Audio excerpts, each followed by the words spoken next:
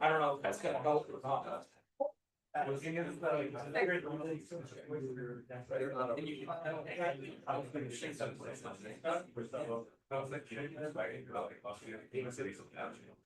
Because but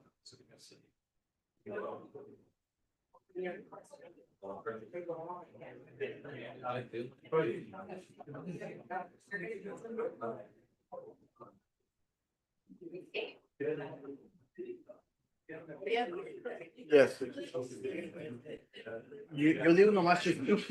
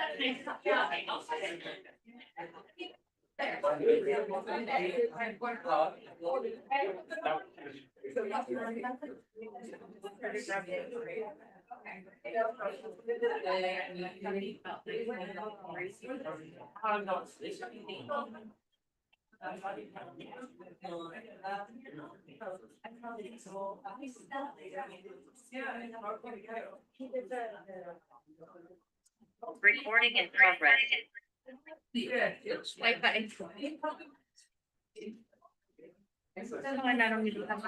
Oh, it takes you to like where you need us to be Additional comments? I received one public comment from MST.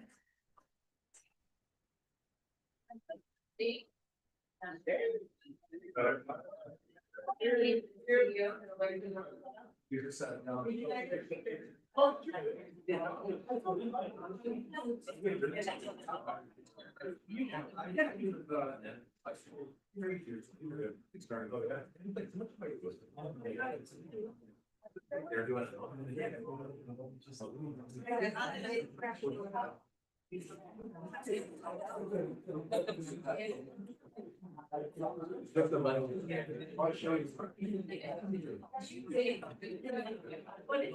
It's always been on. Okay, so was it four?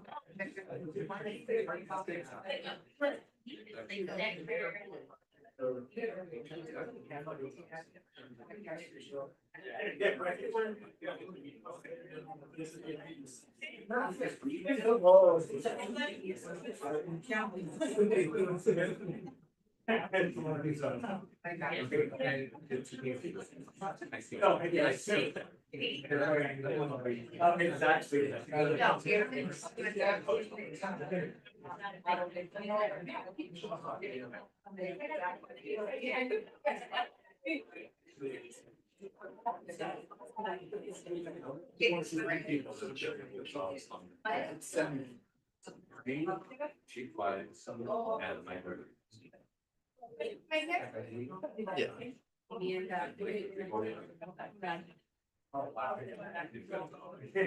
That's perfect. Well, was that £8,000? I did, because he was like, between city train, city, he's like. He was like, then you're making the life easier over there. Right. Yes, you do that.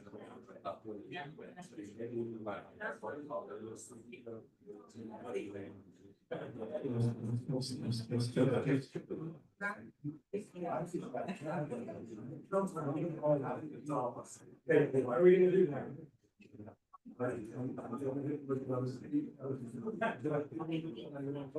I.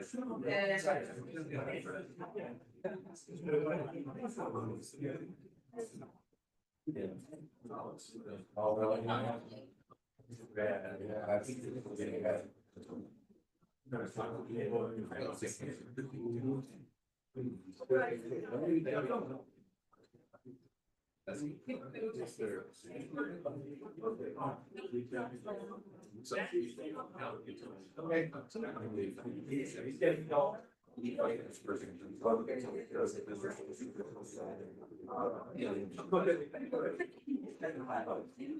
Yeah. Yeah.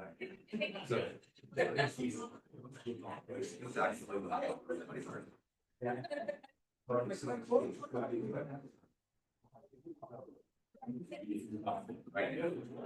There is no problem. Yeah.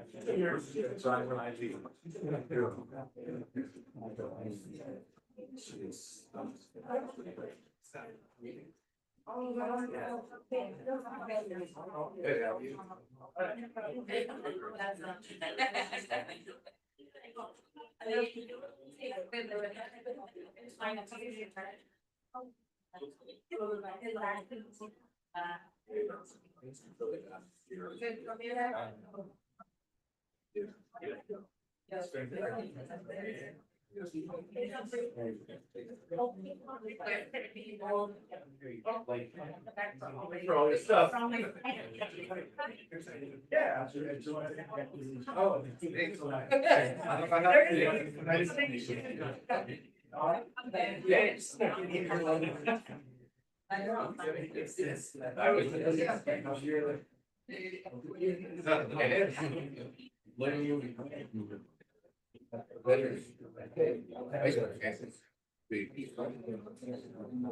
Great, that's pretty good.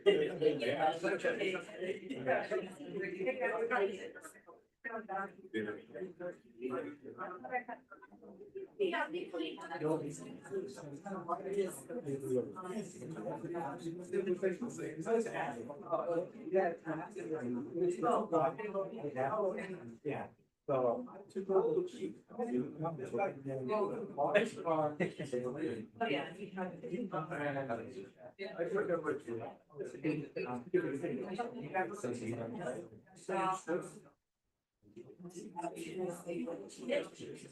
Yes.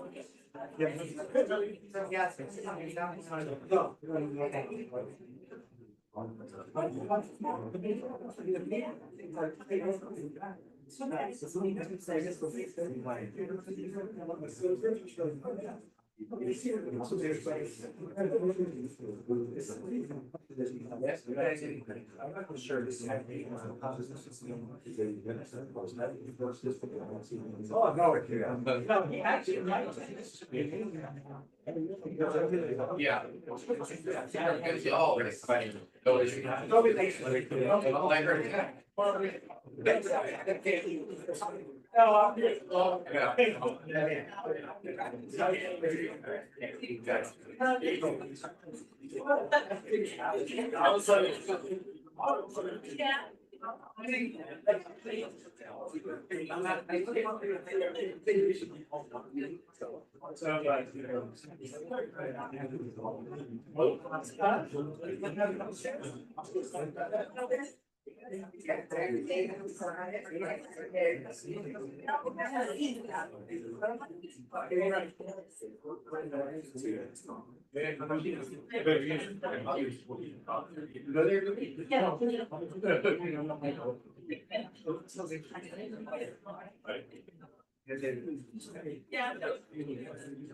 Okay, yeah. One thing, no, he said 60. And then I edited it. Yeah. They were.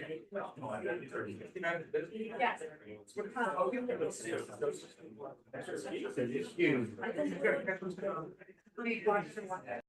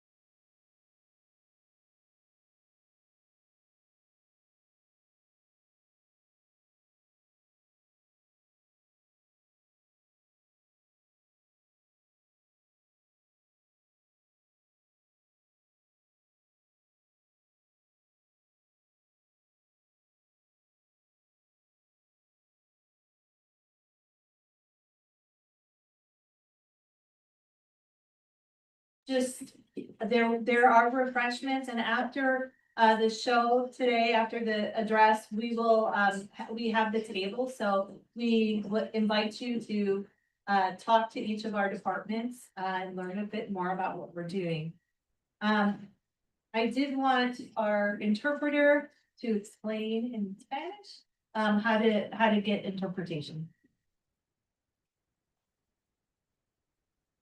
Buenas tardes, estamos a punto de comenzar, pero antes de que comencemos queremos asegurarnos de que sepan que tenemos interpretación en español. El evento se va a llevar a cabo en inglés, entonces si ocupan interpretación pueden pasar con Ana y ella les da su transmisor. Si tienen preguntas acerca de la interpretación pueden ir con Ana también. Tenemos también fruta y pequeños refrigerios atrás en la mesa de atrás si necesitan. Los baños están al salir de esta puerta. Y también tenemos las mesas de diferentes recursos con todos los departamentos de la ciudad. Entonces, una vez que la alcalde dé su discurso y nos dé las actualizaciones de lo que ha pasado el último año en la ciudad, son más que bienvenidos a visitar las diferentes mesas que tenemos para aprender más de lo que estamos haciendo en los diferentes departamentos. Thank you. So before I begin, I did want to acknowledge, we have 4 of our 5 council members here. So I did want to just acknowledge each of them who are here this evening. And I'll just give a quick introduction of each. Mayor Pro Tem Fernando Ansaldo Sanchez, he was elected in March 2024. He's a Soledad native whose family has contributed generations of service and dedication to the Salinas Valley's agricultural and civic life. He's an educator in higher education with extensive local advisory experience, and he's committed to expanding affordable housing, enhancing infrastructure, and promoting safe and thriving neighborhoods. Next, I wanted to introduce Council Member Fernando Cabrera, who immigrated to the United States from San Jeronimo, Guanajuato in 1986 and has since built a life in Soledad rooted in education, public service, and community leadership. Elected to the City Council in 2022, he brings advanced academic training, extensive community college teaching experience, and a career in tax education, all guided by a strong commitment to transparency and community-centered governance. Next, I'd like to introduce Councilmember Evarista Banuelos, who brings a long history of volunteer service and civic leadership to the City Council, having been appointed in May 2024 and then elected in November 2024. She's known for her collaborative, community-centered approach, also grounded in transparency, fiscal responsibility, and a strong commitment to representing residents in advancing Soledad's future. So thank you for joining us. And then I would like to introduce our esteemed mayor, who will provide an overview of some of our accomplishments and talk about our strategic plan. Mayor Ana Velasquez was elected in November 2020, but before that she was a council member and she became the city's first Latina mayor. She's a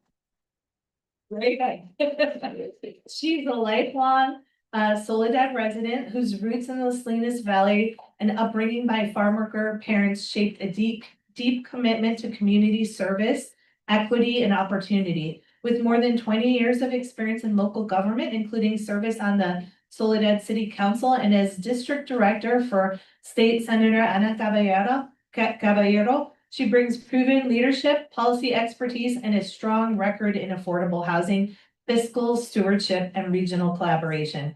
As mayor, she remains focused. Oops. I think I lost sound here, but as the mayor, she remains focused on smart growth, ethical governance, and securing the resources needed to ensure Soledad thrives for generations to come. And I might have Diego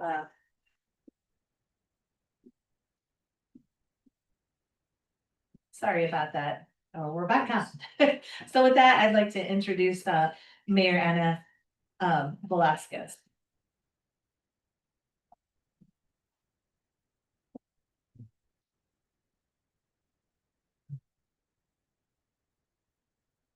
Well, thank you, everyone. Good evening y buenas noches. How are you doing? ¿Cómo estamos? Good. Well, thank you so much for that introduction, and thank you to our council members that are here as well, and to the community, because we know that we don't do this work together. We don't do this work in silos. It takes all of us working together to be able to move the city forward and to ensure that all of our goals are being accomplished as well. So with that, this is my little tickler here, I put it here. Thank you for the opportunity again for me. Can you hear me? Yes, loud and loud.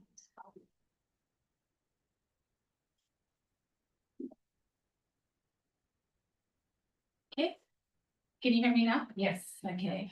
Well, thank you again, everyone. And I just want to say thank you to those that are here. Thank you to our Soledad residents for affording me the opportunity. And I take this as a great privilege to be able to represent the city that I grew up in and the city that we all call home. So excited to welcome you to, this is our 6th annual State of the City. And it's, again, last year's theme was centered on building an inclusive city for all. We're going to continue with that theme because I think it's important for us to ensure that our city continues to be inclusive for all. And I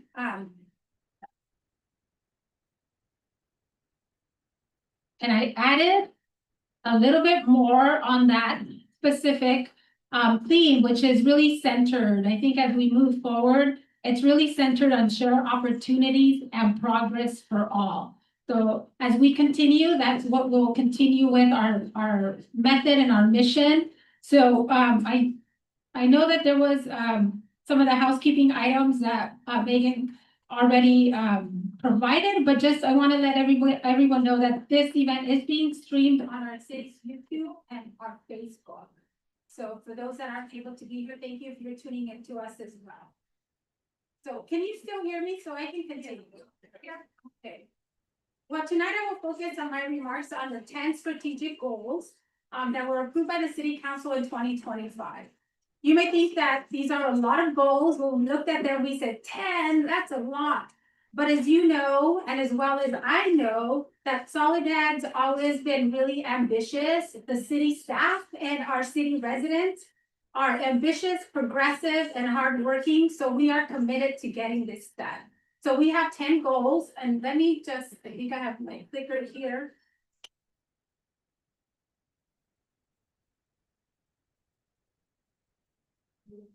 Okay, and I will go, and these are the goals that you see before you are really critical. They're gonna help us for our future progress of our city. And it's important that the city council, the city staff, and then our residents work together.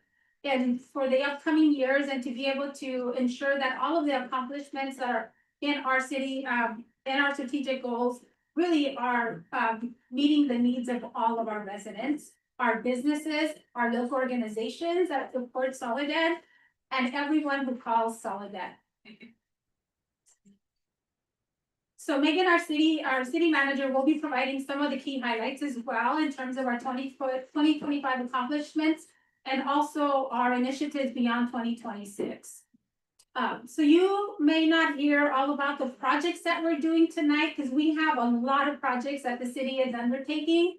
So I'm going to highlight a few, but please note that there are so many other ones, and you can see them as you're driving through Soledad. You can see them as you're walking through our parks, and as you're just, kind of browsing around our city. We have a lot of projects and a lot of initiatives that we have. So tonight, though, I'm excited to be able to celebrate some of those meaningful and accomplishments that we have. And I think this is something that we have to be proud of for those that live in Soledad, because we've accomplished it together.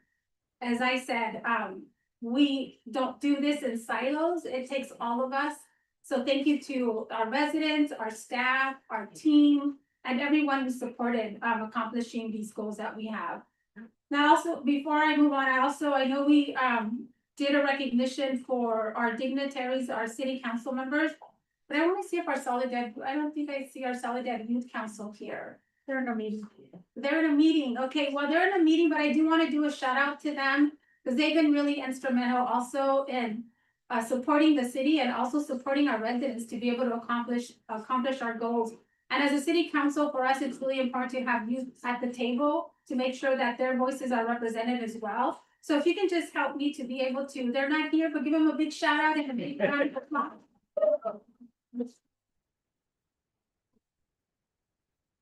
And I'd like to begin also by just kind of going over what is the purpose of the state of the city. As you may know, you've probably heard Governor Newsom to do the state of the state, the president does the state of the country, and then a lot of our cities also undertake a state of the city address. So this is really important for me as a mayor to be, and my mayor, my colleagues to be able to share with you some of what we've been doing in 2025, and then also what are our goals for 2026. So the state of the city really is an address that is transparent for us as local government. We want to ensure that you as our residents know what projects we've completed in the prior year, but also what are we prioritizing for 2026. And most of all, because I know we hear this as city council, is how are we expending the public dollars, right? And that's really important. So like you know, we all work really hard. Our money, our money is really important to us, especially in this time. And making sure that you know where your dollars are being spent is really critical to our city council.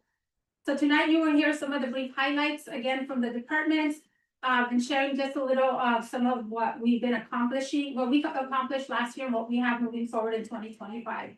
But I want to start sharing with you our strategic goals. So the council embarked in a strategic goal process last year, and it was a pretty lengthy process to be able to arrive at the 10 goals that we have before you. Oh, you got it. Thank you. So I'll begin with that. And these goals that we have before you are strategic goals from 2025 until 2025 till 2030. So these are 5-year goals. Some of them you're gonna see move forward rapidly, and others it's gonna take a little bit more time. But I want to make sure that we remember that these goals belong to the community. We ensure that your feedback at every event that we had the last year, at different opportunities that we had to be able to include our community, we took that feedback and made sure that this was a collective vision, that it wasn't just a vision of the council or a vision of the city, but that it was a collective vision of our residents with our city council in mind, and also with our team, which our city staff is really instrumental in making sure that these goals move forward. So it's important that you know that we are here together, and that it's important that you also as a community hold us accountable as elected officials and accomplishing these goals. And also together, how do we move these goals forward? So it's not only going to take our city staff, it's not only going to take our residents, but we also have to build networks outside of our city to help us accomplish these goals in order to make sure that all of our families in Soledad are able to thrive and to prosper. So with that, I will move on to our 5-year goals. Include 10 pillars, as you see before you, that they're comprised of economy, housing, equity, community places, mobility, safety, youth, health, education, and operations. So those are pretty lofty goals. These goals were separated by urgency. So we have urgent, in each of those pillars, we have them divided. Some of the goals are going to be urgent, some of them are semi-urgent, and they also include a time frame of accomplishment within the ranges of 1 to 5 years. So our urgent goals are between 1 to 2 year time frame, and the other ones that are semi-urgent could be between 3 or 4 years. So for many of us who grew up in Soledad, you know that our city has grown significantly in the past 10 to 15 years, and the economy is a pillar that is really critical to us. So I just want to if you can, raise your hand from those that are joining us here. How many of you are worried about the state of our economy? Yeah, and for others, maybe there's other things that you're worried about. But I think the state of the economy, and also for the city, for us, in order for us to be able to provide services to our residents, we need funding to come in, right? So it's important for us because we want to make sure that we have the revenues that the city needs to continue its current operations, but also to enhance its operations for the need of our communities. Again, so these pillars are supporting our residents, they're supporting our local businesses, and they're supporting all the organizations that work and come here in the city of Soledad. So this pillar is really about focusing on having residents be able to shop local and bring businesses that meet the needs of our community and have the potential to create jobs for our families. So this is really important, as I said, to us, especially as local government, to ensure that we have the revenues that are necessary. So one of the urgent goals here that we want to continue is working with Retail California to build out the Soledad marketplace, to bring more businesses that our community needs and wants. And this also helps again to increase our revenues to provide services to our children, our youth, and our seniors. So how many of you are excited about what we already currently have in the Soledad marketplace? Everybody should raise their hands. Well, there is more to come, and that has been a priority for the council to ensure that we support, we don't have control of the land, but that we support to be able to bring those needed businesses that our residents want. And having lived here for, forever, I know that there's still a lot that our residents are asking for, and we're hoping to continue to support that. One of the urgent goals here, again, well, in 2022, let me share, in 2022, during the COVID pandemic, we placed a lot of focus also on supporting our small businesses. So as much as we want to bring more businesses in the city, we also want to ensure that we're supporting the businesses that are here in our city. So we used many of our state community development block grant funding, loans and awards were provided to our small businesses in order to keep them open and thriving. And I want to thank our economic development department because they've done an amazing job in bringing dollars to the city from the state and the federal side to ensure that we continue to support our local businesses. So if you can just, help me to give them a big round of applause.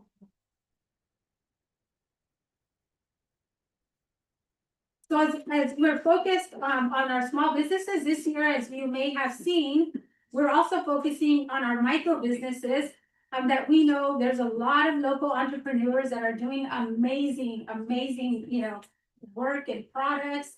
And so we want to make sure that we continue to support them, that we continue to encourage business ownership. And when we do that, we also encourage a better quality of life. The city also has partners that we want to continue to work with in order for us to be able to do this. You'll hear me say this throughout tonight is we don't do this in silos.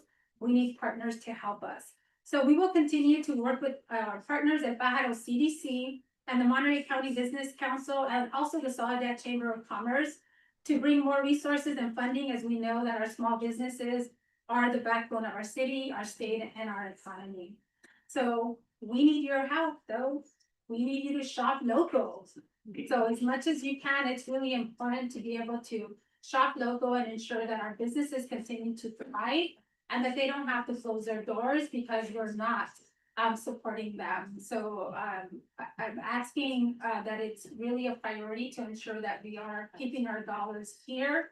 When we keep our dollars in Soledad, we reinvest those dollars back into our community. So that's really, really important.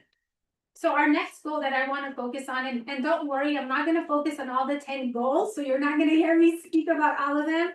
But the next one that I do want to focus on is our goal of housing. This has been deeply personal to me and also to our city council, as I know having a home or rental unit that is affordable really lessens the financial stressors of many of our families. Many of our workforce and our young people right now are currently facing difficult challenges. That it's difficult to be able to afford a home, difficult to be able to afford even the rent for some of these units. And we want to make sure that we are addressing the needs of all of our residents in the city of Soledad. So in this pillar, we'll focus on access to quality, safe, and affordable housing for all income levels. And I want to repeat that because I know that we've had maybe different concerns of what population, what demographics, what income levels that we are working towards. but the city is committed, as well as our city council, to ensure that we are meeting the housing needs of all income levels in the city of Soledad. And I also want to emphasize, when I say all, and I know you guys may have heard this before, but all for us means every resident in our community, those who currently have a roof over their heads, and those that may live in the streets or in the riverbeds and don't have a roof over their heads. This pillar is focused on diversifying our housing, meaning that we're providing other types of houses that are not just single family homes. I know throughout the past couple of years, we've had a lot of single family homes, but it's really important to be able to diversify our housing stock if we're gonna meet the needs of all of our residents. And this means bringing in different types of housing that includes condos, bringing more rental housing to our communities, senior housing, veteran housing, and higher density housing as well. So as part of the city, we also have a state obligation that we have to help to facilitate construction of 734 units by 2031. So this is really important for the city. And I just want to say that for our council and for our team, it's not a mandate that is just because we need to check a box and we have to make that happen. It's a mandate for us because we know that housing is really critical to those that live in our city. So we are hyper-focused on engaging diverse developers, applying for state and federal funds, and revising our zoning ordinances that can help us to construct and permit the housing development on a faster pace. One of the urgent goals under this pillar is the construction of 540 Gavilan Street. So I hope you've heard more about 540 Gavilan, which is a 4.6 acre property. That once it's completed, it will provide 100 units of affordable housing for our community. And this is really important because not only is it the housing, but it also includes the development of Toledo Basin, which is gonna be a future home of a park that is located adjacent to the property. And I just want to say thank you to all of our community members that provided feedback on what you wanted to see this park to look like. We had different variations of the designs, and they were all really exciting. And it's a lot of what we haven't seen in prior parks. We see it now with Orchard Park, but a lot of our parks need to include different amenities to be able to support the different recreational needs of our community. So we're excited that the project not only produce the housing that we need, but it will also provide recreational opportunities for all of our families. So with that, I again want to thank. So a shout out to our recreation department that has done a stellar job at making sure that we get feedback from the community. And they did amazing in gathering feedback to be able to determine how our community wanted this park to look like. So it wasn't how we as a city council or how our staff wanted the park to look like, but it really was focused on what does the community want and how is this park going to reflect the values of our community. So we're really excited for that project. Is one of our key highlights, as well as you'll see others when you review our plan. But again, it's not just enough to build homes. We need to build homes that meet the affordability needs of all of our families. So in 2023, the City Council adopted the Leave Me Home Plan that was produced by the Coalition of Homeless Service Providers and the county to reduce the number of people that are unhoused and living in the Salinas River in our area. So in partnership with the county, the state of California, the city received an encampment resolution grant. And I just want to say that these are not city funds, because I know we've had a lot of conversations about it. These are state funds that came to the city that did not get away from any of our general fund money to be able to construct 14 modular units as transitional housing that includes on-site services for 16 individuals. So I'm really excited, and I just want to say thank you as well to our city team. This project, as of today, is now complete. It's called the Senderos Project. It's for individuals. All individuals have moved in, and the goal is to provide permanent housing mental health and other types of resources and services. And at the end, a stable job, so everyone that has moved into, our hope is that everyone that has moved into the Senderos project is able to get, permanent housing and a job and able to live a good quality of life. So I just wanna say to all of our team, which included our recreation and parks, I think it included, the lead with our economic development team. And a lot of our city staff, our police department was really instrumental as well, so I think this project has touched every department, so if you can just, again, let's give them a big round of applause.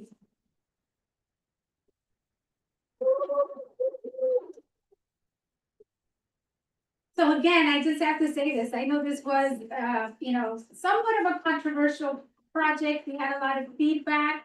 But I want to assure you as residents that the council and our city team is looking at all, I'm gonna say that again, all the housing needs of our residents. And for us, especially in this case, for the encampment resolution, for the Senderos project, our option was, the option to do nothing was not an option. We had to be able to do something.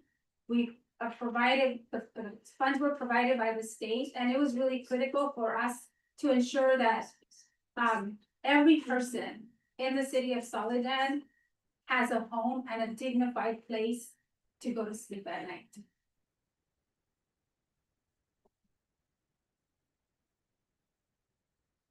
Like, I think they're keeping time, but I do wanna just really quickly go through our, another pillar, which is safety. I think that's really important for all of us in our community. So for those that are joining here, please, raise your hand if safety is something that you are concerned about.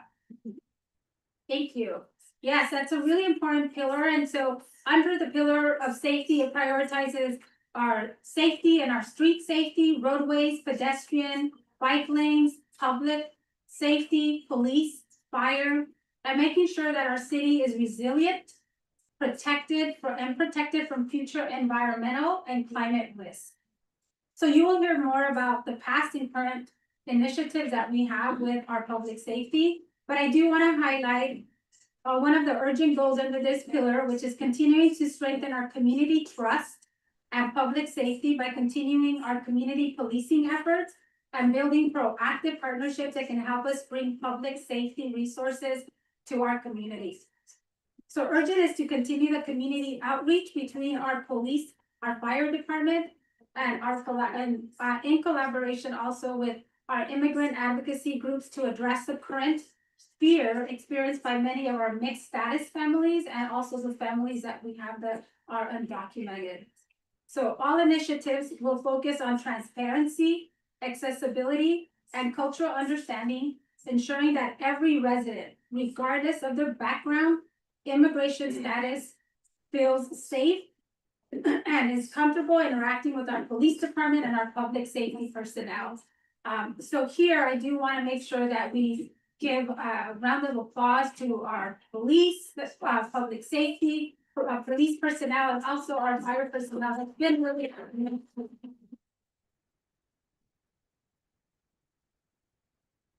And again, I know our youth council is not here, but I do want to give a shout out to them and our recreation team.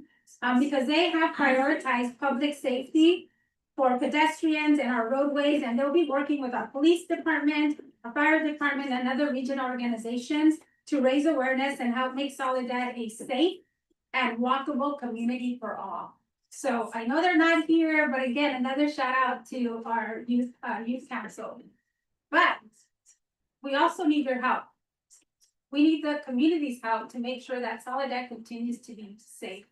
This is not just an obligation of our team or public safety or our fire, our police department. This is an obligation of us, each one of us that lives here in the city, to be able to make sure that Soledad remains a place where our kids feel safe, where our families feel safe, and where people want to come because it's a safe place to be. So I will ask our residents, because I know this is something that our youth council is looking at. Please slow down, obey all the traffic laws, and give the right of way to our pedestrians. That is really important. And also, I want to do a shout out to our new police chief, Patrick Valenzuela, and all of our police officers, again, our fire chief, Jason Lukenbach, and our first responders. Again, thank you for that big round of applause. I know they work really hard. They're really committed to our city. So if we can give them one more round of applause.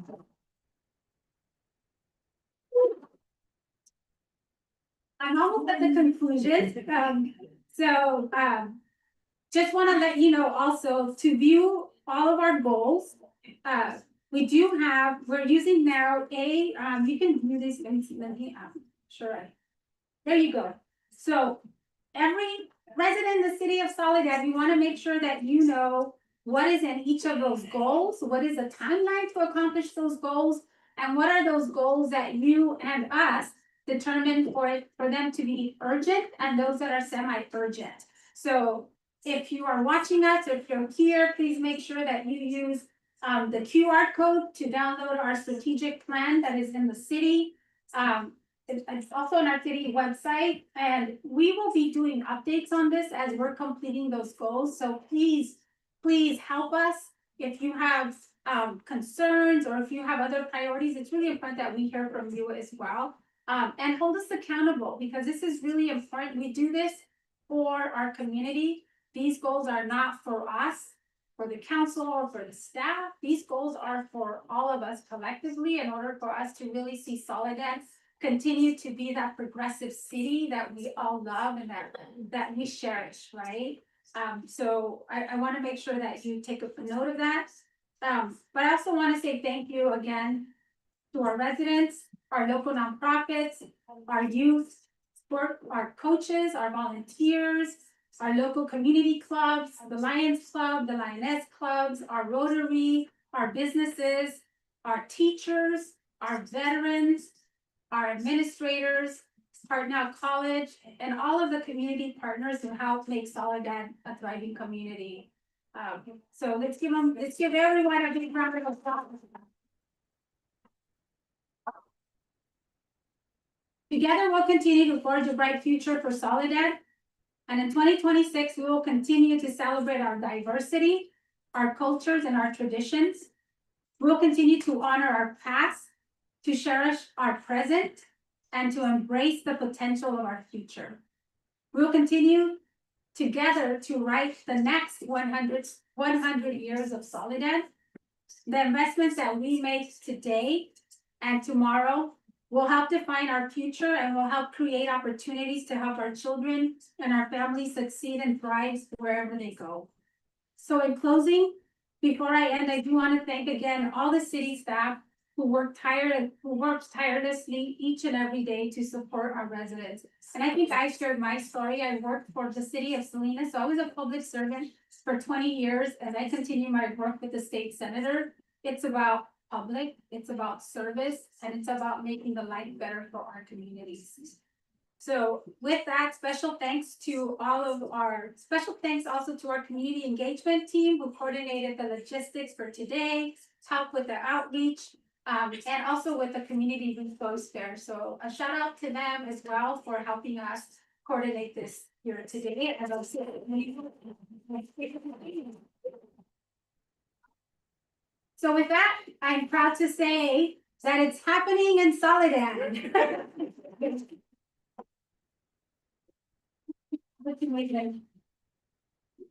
Thank you, Mayor. We're only as good as our team, right? So you can see our team around here. So I'm going to do something that they might not love, but I'm going to ask each of the leadership to come up here as I'm giving the highlights. So I'm going to start with the police department. Lieutenant Ariola is here, and what I might do is just pause for each of the highlights, and if you have any questions, and then we can move on.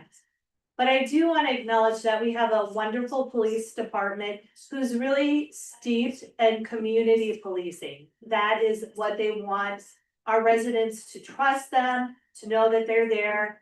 As we kind of stress, we do not coordinate with immigration enforcement. That is not our role. Our role is to keep everyone safe regardless of status. So please continue to trust your police department. Call them. We do not care what anyone's immigration status is. In addition to community policing, and you will see some great videos on our social media showing a very open police department.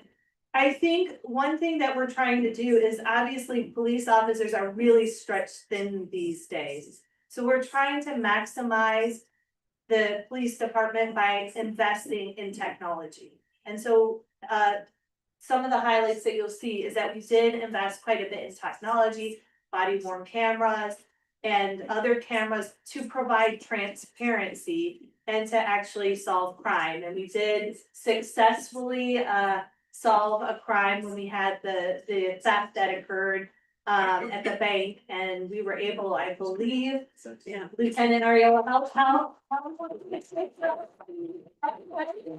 Yeah, it took about 2 to 3 hours for us to identify the perpetrator and successfully take that person. to custody. Yeah, so that's what we're using. So I wanted to just mention, the mayor did mention we have a brand new chief of police. And one of his goals is really not only providing mentorship within the department, but he is really committed to school safety. So over the next year, they're really gonna pivot into helping our schools be safer. And they just completed an active shooting training with the school and discussion. So with that, I'm gonna pause and if you guys have any questions for the police department, we're happy to answer them, and then I'll go through each department. Does anyone have any questions they would like Lieutenant Ariola to answer? I guess if you can just share the training that occurred at the school, if you can, I was not aware of that, so. Yeah, absolutely. So what we did is we met with each school administration and we actually did a walkthrough of each school. You know, each school is laid out a little bit different, right? So it's made for new officers that are coming on board and a refresher for the officers who have been here some time. We wanted to make sure that we see the layout and we understand the full, intentions of the layout. God forbid something were to happen, we're prepared, we're trained, we're ready for an active shooter scenario, God forbid it would happen. Thank you. How does the police department plan to navigate the fears of the community of collaboration with immigration and for people to feel safe coming to you? That's a good question, and that's something that we struggle with every day. My way of approach, and I'm trying to make sure that I pass it on to my fellow officers, is our daily contacts. That's what we've got. Our job is to make contact with everyone daily, right? And the only way we're able to do that is by staying professional and making sure that the public understands that, look, we're here for you. We're here for the citizens of Soledad. We're here to protect you all. Any other questions? We have, good, we actually have more, we have one more. ¿Cuándo va a ser la otra academia de policía? Porque mucha gente quiere otra vez estar en la academia. So when is the next police academy gonna be? Because a lot of people want to join the police academy. Yes, thank you, and I'm glad that was a success on our part. At this moment, we're like city manager mentioned, we're running a little thin with staff, so we're hoping that once we get fully staffed, that we're able to bring that back. Yeah, in the near future. Thank you. All right, so with that, I'm gonna thank Lieutenant Ariola and we'll have Chief Bach to join us here with the fire department. We've been really busy with the fire department. Thanks to an earmark from Senator Caballero, which I'm sure was orchestrated by our mayor. We did receive a $2 million earmark to not only buy a new ladder truck, which is outside, unless they have to go on a call, if you'd like to see it. But we also were able to build a home for it. We call it our apparatus bay, but that's a fancy way of saying garage, right? Giant garage. So those were all grant funded. they weren't general fund, we didn't have the money to do that, so those were critical pieces that have come to the fire department through grants. We have been able to train 8 firefighters to become qualified on that fire truck. And that's a lot of training because it's a little bit of a different thing to have a ladder truck. The ladder truck is a really critical thing for us because as we have to build more housing, we are mandated by the state to go higher. That means 3 stories will be in the near future in town, and we're trying to get a hotel. And so without the ladder truck, that hotel and some of that development is not possible. So we're really pleased to have that for us. And just a couple of statistics. I think the fire department inspections, they did 43 weed abatement cases. They did 147 life and safety inspections. And just so you know, the total fire station calls we received is 1,933 this year. That is a 58% increase over the last 10 years because of the addition of more housing in town. So. And then the real key, and you'll probably hear about it more, is the city is exploring a parcel tax. There's some literature, and we're happy to talk to you a little bit more about it. You might have received something in the mail about it. And the reason why is we have 2 men on a fire engine, and it's because of the call volume, it's just not sustainable anymore. And we have to increase to the minimum national standard of 3. So in order to do that, the city doesn't have the funding within our general fund to do it. So one way that we have been exploring is through a parcel tax. The city council will consider that on February 18th.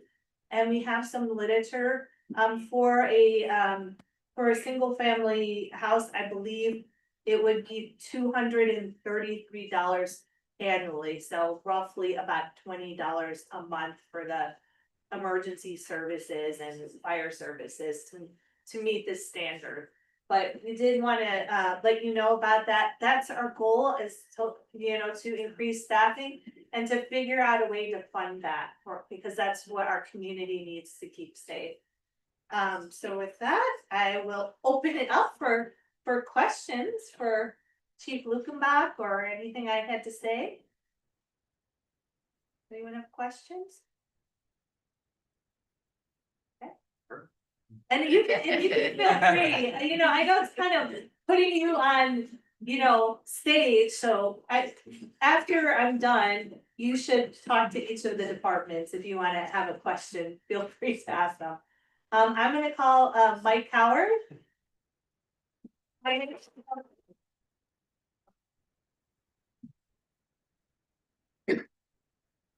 So we have been busy and this is really a testament to Mike's leadership with having a new I don't want to you might not know what an ERP system is, but basically this is our system, our database system to pay staff, payroll, to pay invoices, and to track it in a way that is transparent, and we can share with the public in a very clear way how we're spending the funds.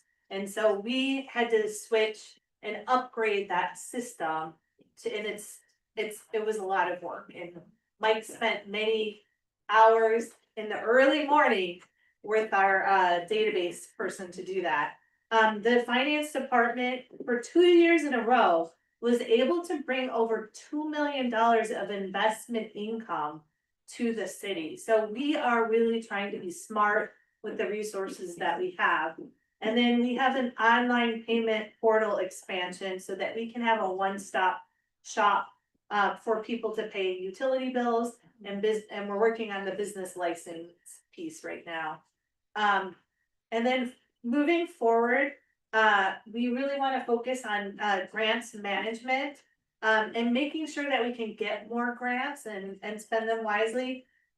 We mentioned the parcel tax and completing, a water, sewer and recycled water rate study. Those are some of the goals.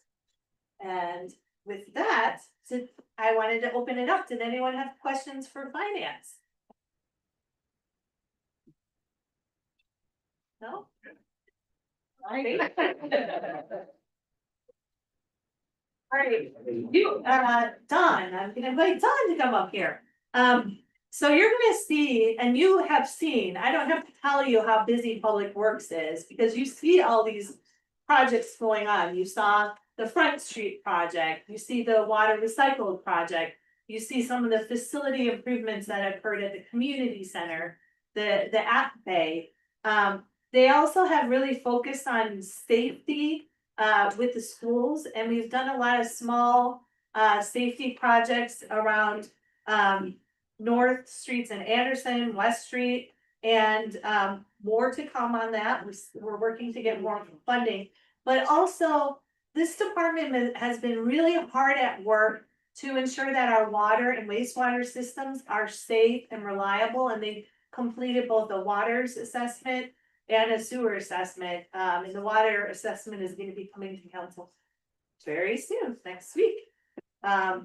So the one thing that I think is most innovative and something that we really need to be proud of as a jurisdiction for a small city, we are using our recycled water to irrigate all of the parks and all of the schools minus 2, because we had to cut 2 parks out because we didn't have enough money, but we're hoping we get more money to do that.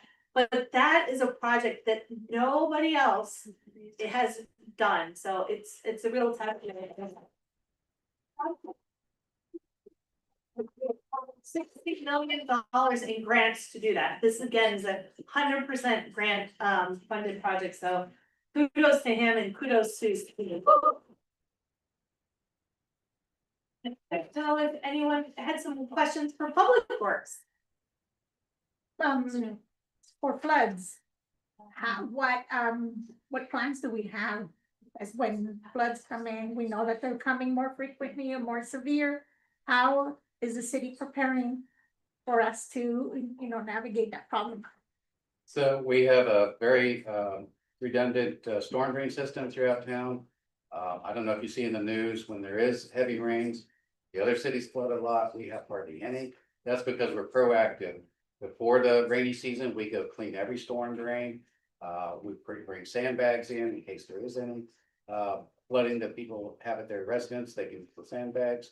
But mostly proactive maintenance of the storm drain system. And again, we're one of the least flooded cities in town. Other questions? All right. Oh. After the completion of the recycled water project, will the roads be recovered and restriped? So that's a question we're getting a lot. So right now during construction, we're trenching, putting the pipes in and putting a temporary patch on. Yeah. A lot of people are assuming that's the way we're gonna leave it. Once they get enough done, they pull that temporary patch out and put new hot mix, so it's just like the whole street. Then in the next few years, we'll come back with a slurry seal and cover it up. So it'll be structurally sound after we're done with this project, but you'll see these trenches everywhere, so it's an aesthetic issue. And with our slurry seal and restriping program over the next few years, we'll be covering all that with In the next 2 years. In the next few years, we'll cover mostly like Gavilan, we're gonna do next year. Oh, Yes. That's the big. Thank you. That's So one. it's structurally sound when we're done with the recycled water project, Yeah. but we'll slurry seal and restripe it following this project. Yeah, right now it's just very difficult when you come up from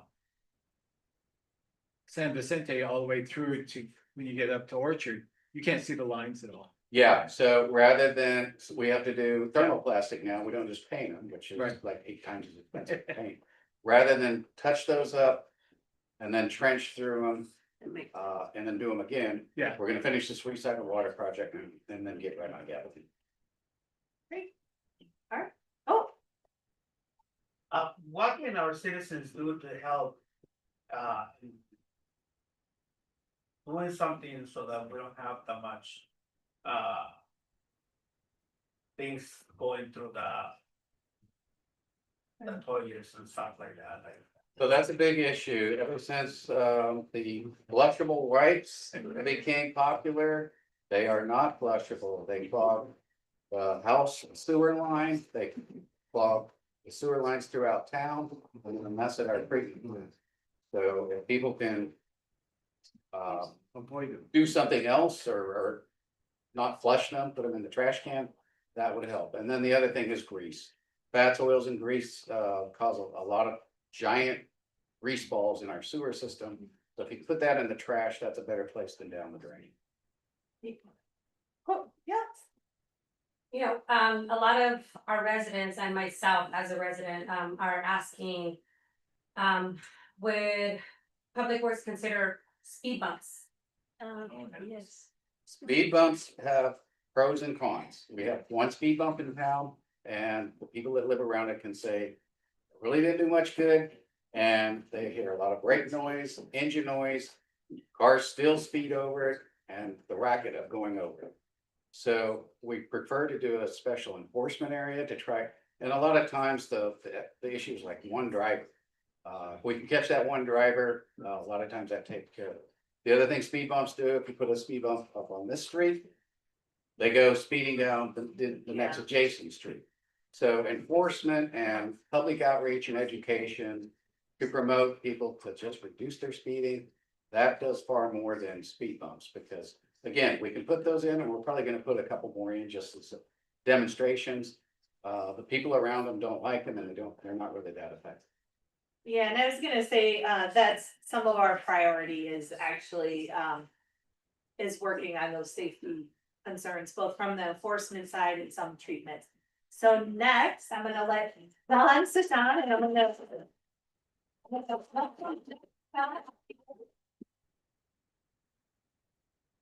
So, I think it's fair to say that Parks and Recreation is kind of like the heart of the city, right?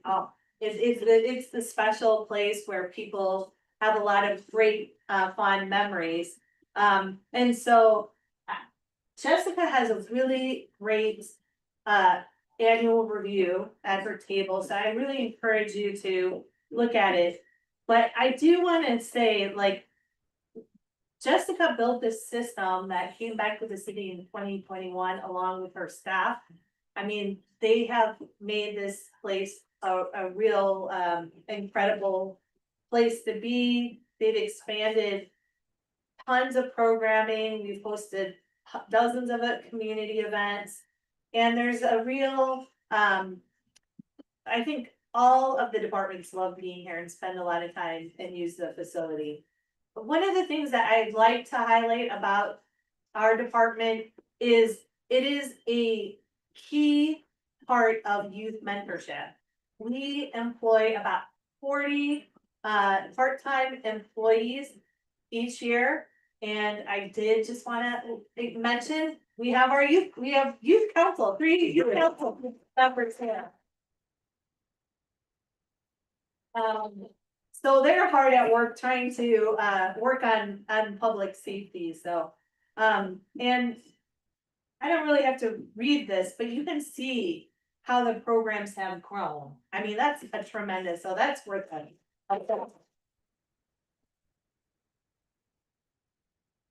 So for 25-26,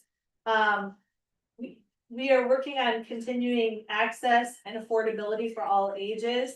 We're working to strengthen youth leadership and workforce pathways, and actually the Parks and Recreation Department manages the youth council, maintaining our high quality program delivery and facility operations, and we're growing partnerships. And we're working on a capital improvement plan, which everyone can donate to if they want through we're trying to raise about $1.8 million to finish some really needed capital improvements here. And I did want to note that Jessica did all of this work and she continues to help through the transition, but she's moved to Arizona And this is, she has her in her last months of transition, but I just wanted to really acknowledge her. She is, just the most wonderful person. Her heart and soul has been in building this department. She has her team loves her, and it's gonna be a loss that it's gonna be extremely hard. We will never be able to replace Jessica, and I just wanted to give her a huge.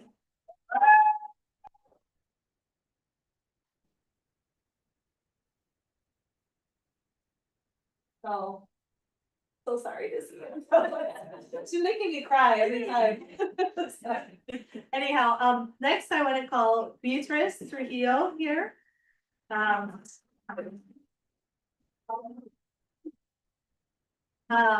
I just want to note that Beatrice is actually a Soledad native, so it's really great to have someone who's leading the department and also knows it, inside and out. So the mayor really talked about some of the success with the homelessness. And we don't know exactly the point in time, how final number, but we know we've reduced homelessness by at least half. And the vast majority of those that we have are now sheltered. We had at least 45 people unsheltered living in Soledad, and the vast majority were in the riverbed. We just went to the riverbed at the end of January, and we didn't find anybody. We had nobody, so that's a testament that. And then from the economic development side, we're very pleased that we were able to facilitate the development of a Tractor Supply and Panda Express. Hopefully people are enjoying those services. And we've done a lot on not only attracting the big retail, but also working with small businesses and helping small businesses grow. We've given out in the last 5 years, I want to say over $2 million in assistance to small businesses. So it's not just the major retailers, but we know that homegrown economic development is the most lasting and most important. We continue to do that. And then we did have, as the mayor mentioned, a great success. We're on our path to building affordable housing at 540 Gavilan. The council approved an agreement for us to work exclusively with Eden Housing to build that project. And we're going to be going out to the residents to get your feedback on that. We might be able to produce as many as 130 affordable units there. But I think the mayor really stressed, we're trying to get housing at all income levels. And for us, one of the most important things is to bring back the first time home buyer assistance program. So the council allocated 300,000 already, and we're looking to get more funding to really bring that program out. So it's a credit and a testament to the team and community development and Beatrice's leadership that we're really focusing on that aspect. So with that, I would like to thank Beatrice, and if you have.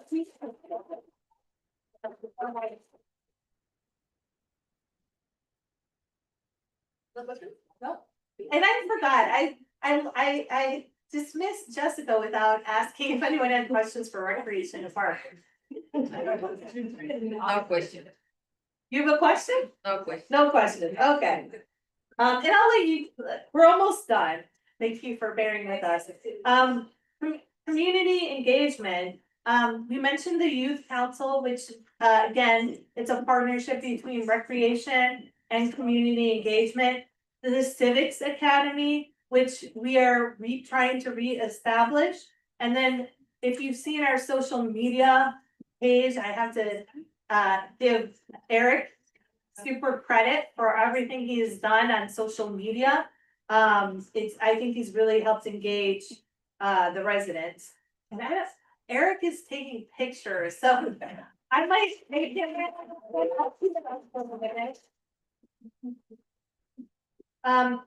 The focus is going to be in the next year, really strong communication, consistent up to date across the city platforms and doing creative content. If you have content would like us to share, Eric is the person to get in touch with. And we encourage you to sign up if you're not for our newsletter. So, and he's been really great in amplifying all the departments. And of course, he helped organize, or he was the lead organizer, I should say, in this event. So like, you know. And I don't know if anyone has questions about that before I move to human resources. Oh. So the last I wanted to mention is human resources, and I'm gonna make Fran come up here.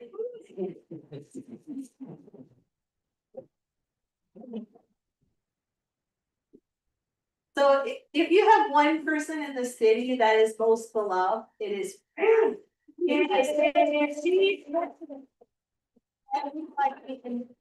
She touches everybody in the city, right? I mean, come on, folks, city employees, give a shout out to Fran. She's the heart, Jessica's department is the heart and soul. She's kind of the internal heart of the city. She keeps us, the morale high.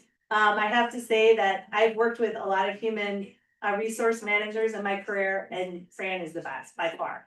I have had employees tell us that they decided to take jobs with the city, even if we pay less, because of Fran. So we have a lot of things. But there's a lot of things, important things behind the scenes that they have done.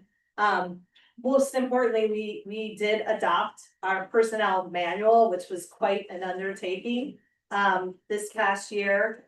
We implemented the workplace violence prevention plan and the illness prevention program. And another thing that I mentioned about the big thing we did with finance in terms of digitizing things, we also did that for employees. So these are a lot of things that go unnoticed, but make a huge difference.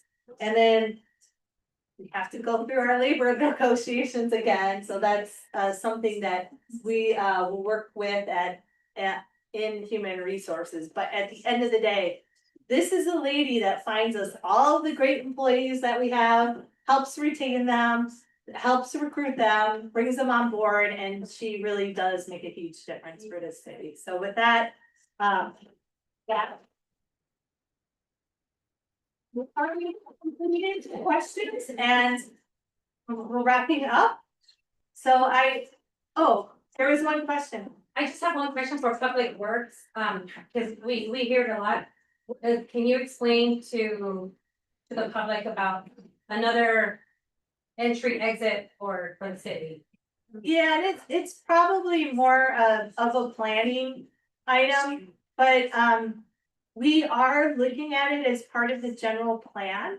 And that's one thing that we are working very hard on this year.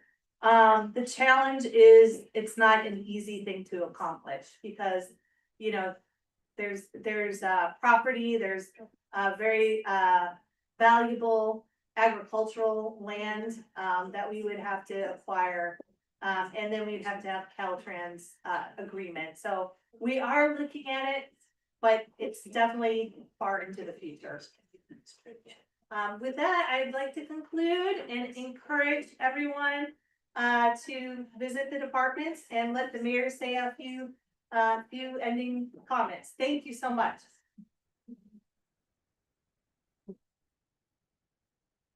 Well, thank you, everyone. So as you heard today, we have a lot of great accomplishments and we have more coming in 2026. So again, I'm gonna say we don't do this in silo. It's not the city council.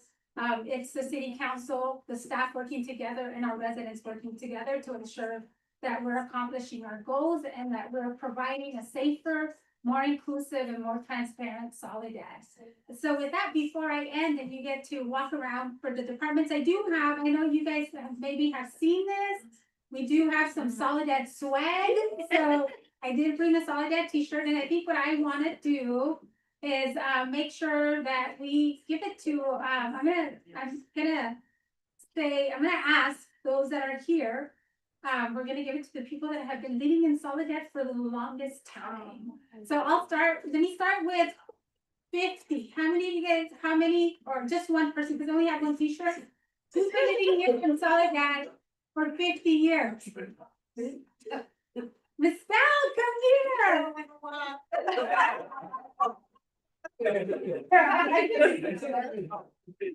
All right. You're a third grade teacher. Can I have you come here? What, no.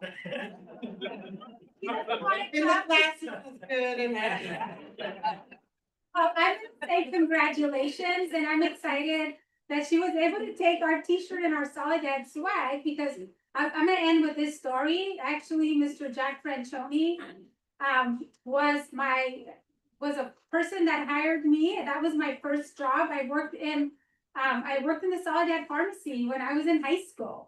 And so Mr. Francioni was the person that hired me, and I was really excited. And that's why small businesses are really important to our community, because they provide opportunities like he did to me to be able to work locally. And then when I went to college, I would still come back to the pharmacy and work weekends and work on vacation. So I'm so glad. Thank you so much for the history that your family has here in the city of Soledad.